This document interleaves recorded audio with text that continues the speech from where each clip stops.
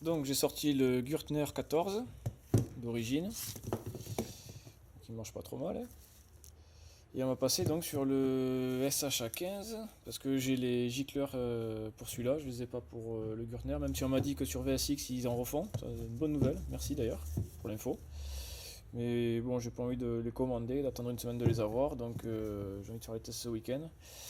Donc je passe sur le SHA 15, le gicleur d'origine livré avec c'est un 68, c'est ça. On essaiera aussi différents filtres à air sur le SHA.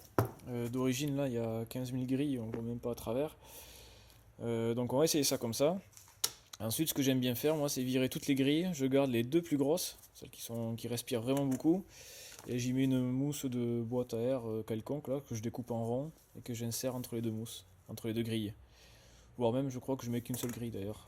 Je mets la plus grosse grille derrière, je mets la mousse derrière, la mousse devant du coup, et avec le retour en métal là, ça tient la mousse, ça suffit. C'est ce que j'ai fait sur la mobilette de mon frère, donc on lui piquera son filtre à air, on lui dira rien. Et on fera le test entre l'origine avec plein de grilles et ce que je fais comme modif avec la mousse. Donc on verra s'il y a un gain. Bon, encore une fois, j'ai réussi à monter le carbu sans modifier le câble. Alors, je suis content parce que ça c'est vraiment du temps perdu. C'est super chiant à faire les câbles. Donc du coup j'ai réussi à récupérer la pièce ici du Gürtner, ce qui me permet de lever le coude et de garder, comment dire, de rattraper la trop grande longueur de câble que j'ai. Donc évidemment, quand j'accélère à fond, le boisseau se lève à fond, sinon ça sert à rien. Donc ça c'est bon, c'est fait. Le starter c'est parfait aussi.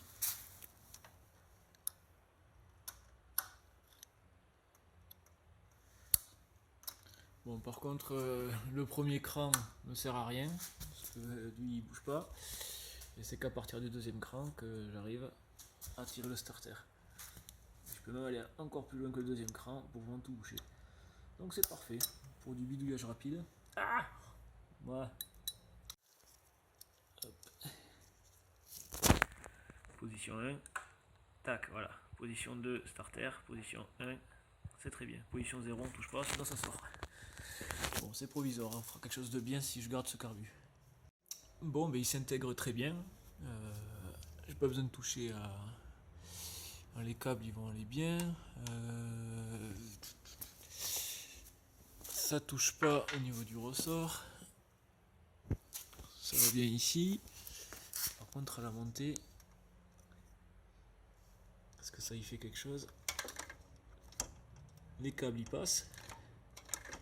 Full plage, les passe câbles. Les câbles passent. Et la durée de descente aussi. Très bien, allez. On essaye le carburateur stock. Donc filtre air d'origine.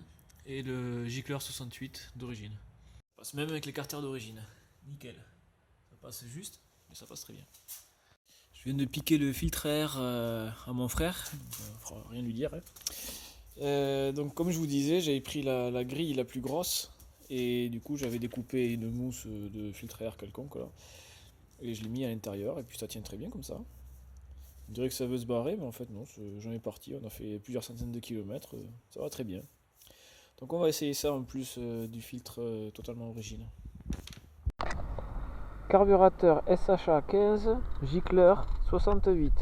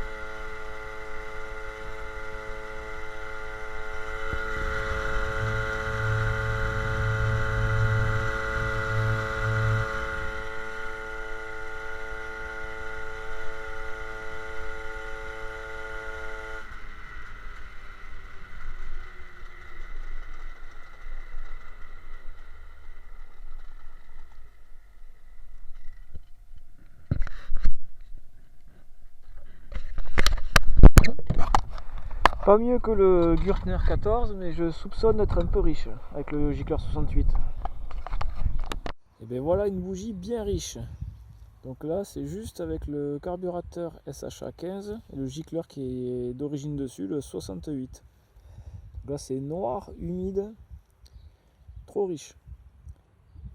Donc je remplace le filtre à air d'origine avec toutes les grilles par le filtre à air avec une seule grosse grille et une mousse. Ça devrait appauvrir et on va voir si ça fait mieux ou pas.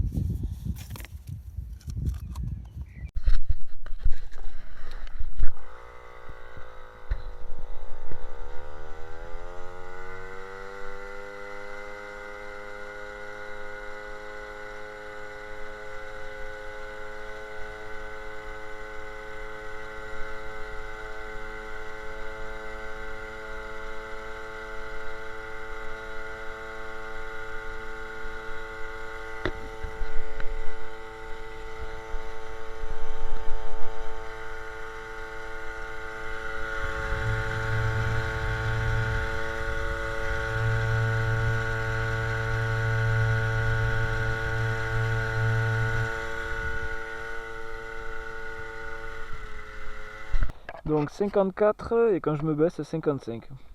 Donc avec le filtre personnalisé, avec la mousse, ça commence à s'éclaircir un peu. On est clairement trop riche encore. C'est noir. Donc test du carburateur SHA 15, cette fois-ci avec un gicleur 65 et le filtre en mousse. Donc on passe de 68 à 65.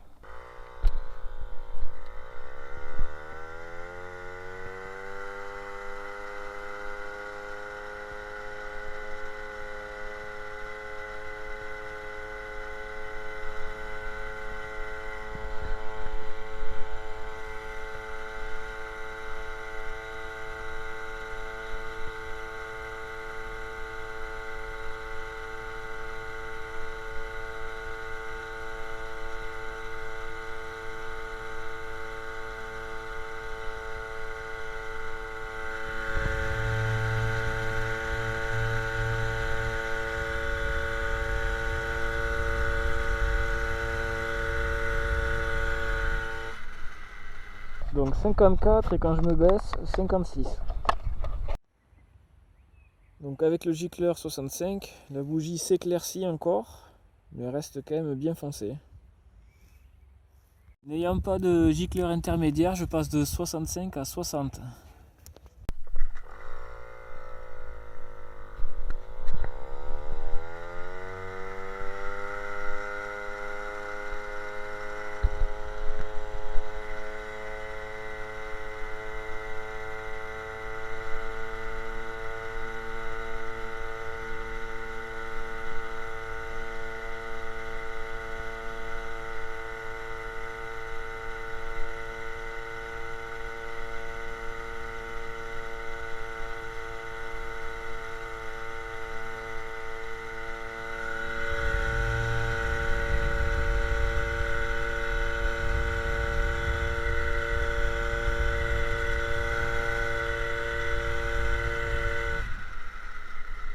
Donc 57 en pointe et 59 quand je suis couché.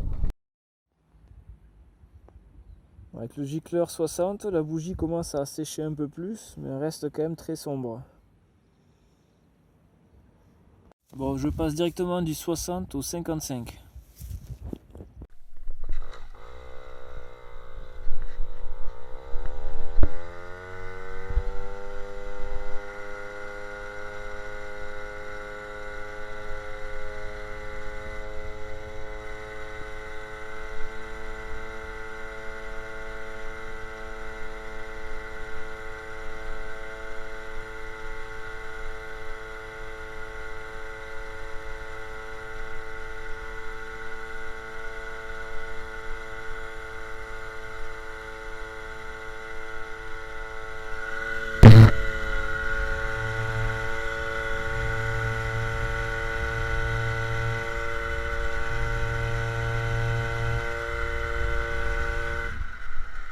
Donc 58 et quand je me baisse 61. Gicleur 55, la bougie est encore bien foncée.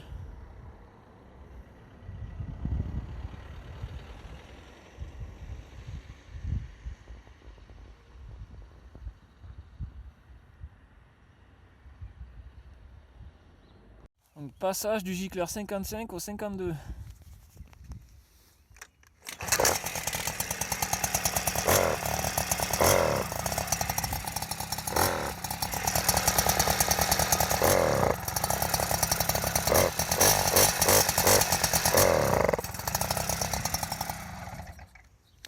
Trop pauvre, donc ça y est, on a atteint la limite, le 55 il était bien. Donc on repasse de 52 à 55.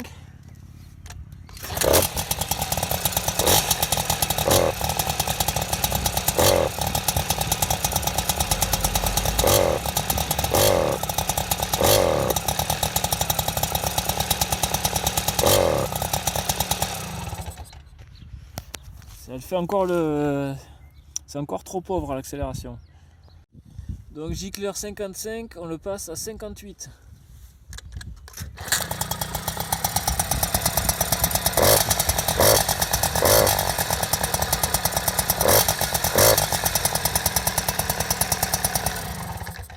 Un poil pauvre à l'accélération, mais on va voir comment ça se comporte et la couleur de la bougie.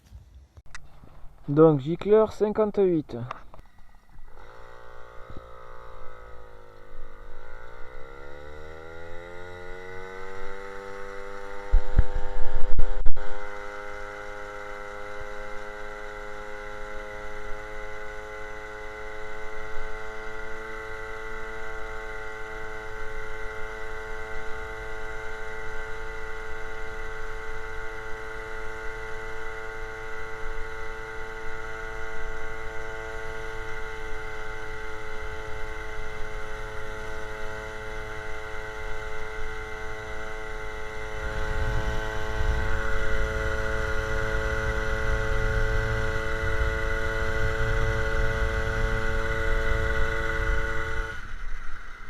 Donc 56, presque 57, mais 56, et quand je me baisse, 58. Malgré les essais à 55, là on vient de faire une pointe à 58, elle reste quand même bien foncée. Bon, elle est plus sèche, elle reste bien foncée quand même. On va rester sur le 58, même si j'ai un peu perdu par rapport au 55. Comme ça peut sécuriser un peu, on va dire. De toute façon, il faudra refaire les réglages quand on mettra les échappements. Bon, ce réglage carbu est plutôt laborieux. Tiens, il se tourne d'ailleurs. Il faut être bien fixé. Oui, donc je disais que c'était un peu laborieux. Je suis parti de 68, je suis descendu 65, 60, 55. À chaque fois, je gagnais en vitesse de pointe. J'attendais le moment où j'allais en perdre un peu en descendant le gicleur pour me dire que j'ai trouvé le bon gicleur. Alors le problème c'est que à 55 de gicleur ça marchait super bien, j'ai réussi à atteindre presque 60 km/h. Je mets le 62 pour voir, pour confirmer que le 55 il va bien. Le 52, je peux même pas accélérer, elle est trop pauvre. Je remets le 55, pareil, alors qu'il marchait bien avant et là il devient trop pauvre. Donc je suis rentré chez moi avec le 58 et j'ai senti que sur la route elle avait besoin un peu de starter de temps en temps parce qu'elle avait des petits coups de mou. Donc finalement je conclus que le 58 il est pauvre aussi. Bon, je pense que je vais y remettre un 62 ou quelque chose comme ça là et après on va faire le test des pipes d'admission. Je vais pas trop m'acharner sur le réglage carbu parce que de toute façon dès que je vais mettre l'échappement il fera tout recommencer. Donc la bougie pareil, elle se décolore pas trop en fonction des gicleurs, donc difficile à lire. Bon, alors du coup je vais remettre du gicleur pour sécuriser ça, et à gicleur équivalent, je vais changer les pipes d'admission pour voir le gain ou pas. Donc là on est toujours sur la pipe d'origine, on va essayer la pipe courte et la pipe coudée mais à gros diamètre. Donc je viens d'enlever toutes les grilles du filtreur d'origine dans l'ordre. Il y en a 5. Donc deux, je dirais 4 fines et une grosse. Donc moi ce que je vais faire c'est qu'au lieu d'avoir cet empilage de filtres, je vais garder cette mousse et avec cette grille pour pas que la mousse rentre dans le carburateur. Donc voilà, la mousse elle est piégée dans la grille avec son support. Bon, j'ai même pas envie d'essayer celle-là en fait, c'est assez du foutage de gueule ces pipes là. À l'entrée ça fait même pas 15.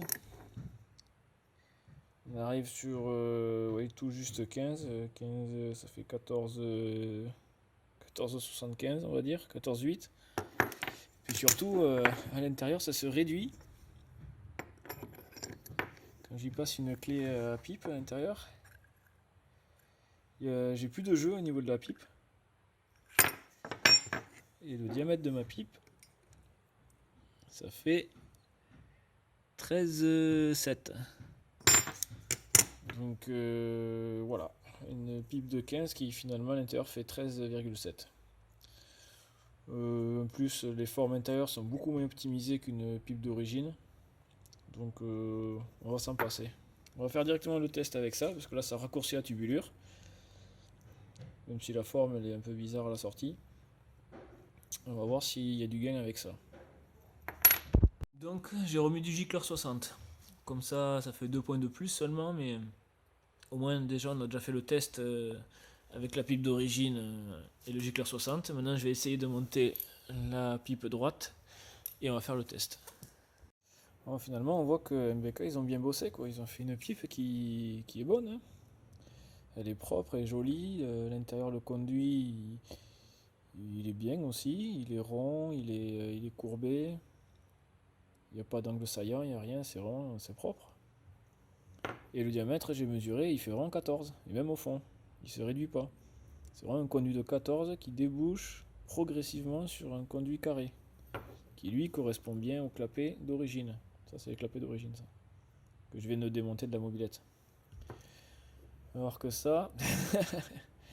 Ok, le diamètre intérieur là, il fait 15. Mais très rapidement, il descend à moins de 14 au fond. Et puis tu arrives sur une grosse cavité à l'intérieur qui n'a pas de sens. Et qui du coup, ça couple pas du tout avec les clapets. Bon, j'ai même pas envie d'essayer en fait.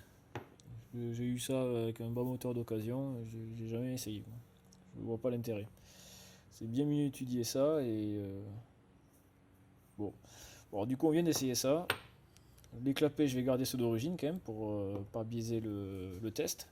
Donc, je garde les clapets d'origine et j'essaye de monter la pipe courte. Alors, aussi, l'intérieur de la pipe courte est beaucoup plus grand que le clapet.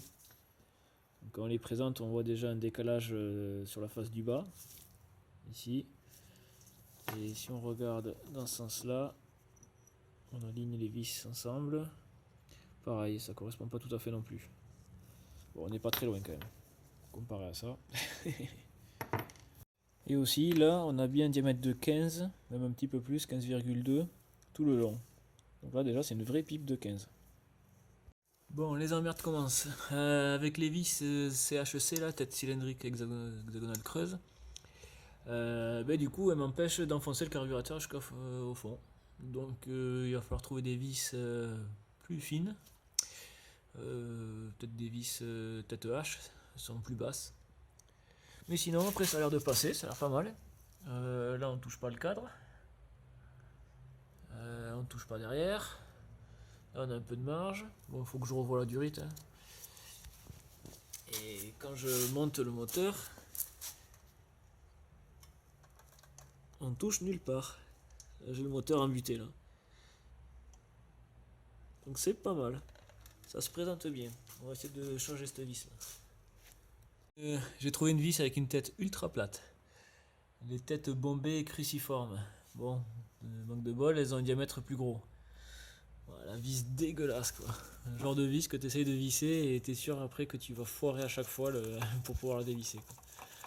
C'est moche. Donc du coup, ça va pas. Et ça me rassure parce que je voulais pas monter ça. Donc voilà, la vis tête cylindrique d'origine. AM6. Trouver une tête H. Donc on voit qu'au niveau de la hauteur de tête, on gagne un peu. Donc à voir si ça passe. En tête H, c'est un tout petit peu mieux, on peut aller un peu plus loin. Mais bon, elles sont plus basses en hauteur, mais le diamètre de la tête de vis est plus grand. Enfin, l'hexagone a un diamètre d'encombrement plus grand que la CHC, donc finalement, on gagne pas grand chose.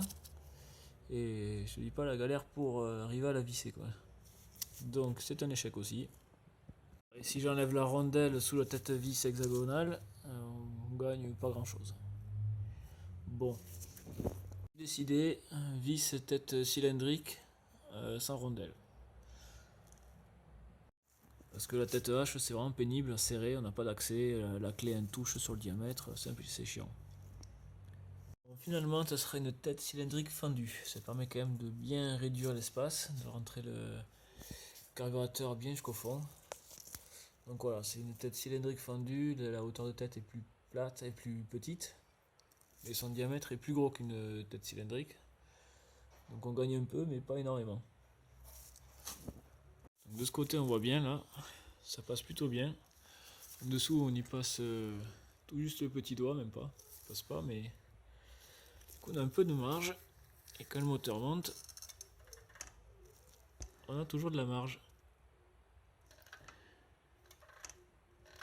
Très bien.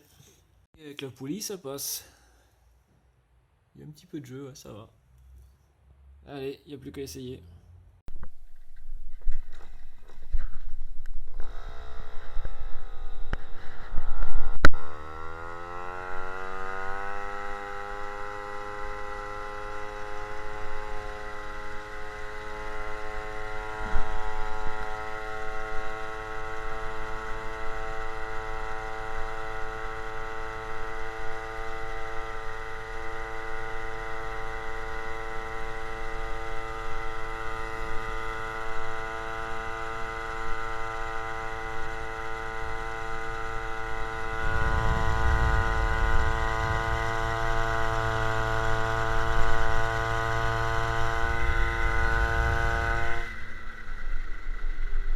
Donc vitesse max 58 et quand j'étais couché 61. Donc retour du test avec la pipe courte. Alors déjà c'est rigolo parce que ça fait un bruit différent. Ça fait un peu plus de bruit, un bruit un peu plus rock là. Et effectivement on gagne un tout petit peu en vitesse de pointe. Alors je sais plus combien, il faudra que je regarde la vidéo avant avec le Gicleur 60 et maintenant. Et on fera la différence. Donc là on va passer sur les tests d'échappement. Donc tant que le moteur est chaud, j'en profite pour dévisser la rotule, enfin la vis. C'est plus facile quand le moteur en aluminium est chaud parce qu'il est dilaté. Il se dilate plus que l'acier de l'écrou. Donc du coup c'est vachement facile à... Ah, par contre faut pas toucher le pot. C'est facile à dévisser, à desserrer. D'ailleurs c'est pour ça, là, la différence de dilatation entre l'aluminium et l'acier. Que quand on serre un échappement à froid, une fois que le moteur est chaud, l'aluminium va libérer, parce qu'il va dilater plus que l'acier, il va libérer l'écrou et on a tendance à perdre les rotules ou à bouffer les filetages parce qu'on n'est pas bien serré. Donc du coup il faut le serrer, pas comme un cochon, mais bon, il faut serrer comme il faut à froid, mais surtout il faut faire un premier temps de chauffe et remettre un coup de serrage sur la rotule, ou sinon on casse tout. Allez, on va faire le test des échappements maintenant.